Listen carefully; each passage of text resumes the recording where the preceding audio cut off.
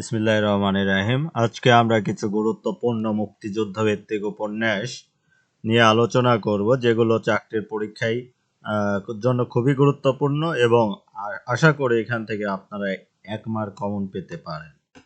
তো চলে যাই আমাদের স্লাইডে। তারাশঙ্কর বন্দ্যোপাধ্যায় খুবই ট্যালেন্টেড একজন লেখক।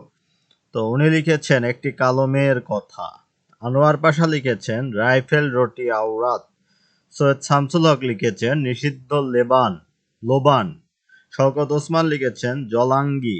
আল মাহমুদ লিখেছেন উপমহাদেশ। সেলিনা হাসান লিখেছেন হাঙর নদী গ্রেনেড। এটা কিন্তু খুবই গুরুত্বপূর্ণ, এই হাঙর নদী গ্রেনেড, এটা প্রায়ই চাকরির পরীক্ষায় এসে থাকে। তো সেলিনা হাসান লিখেছেন হাঙর নদী গ্রেনেড। আবারও আমি বলছি, সেলিনা হাসান লিখেছেন হাঙর নদী গ্রেনেড। হুমায়ুন আহমেদ লিখেছেন আগুনের পরশমণি। ডক্টর আলাউদ্দিন আল আজাদ লিখেছেন 23 নম্বর তৈলচিত্র। বিভূতিভূষণ বন্দ্যোপাধ্যায় লিখেছেন ইসামতি।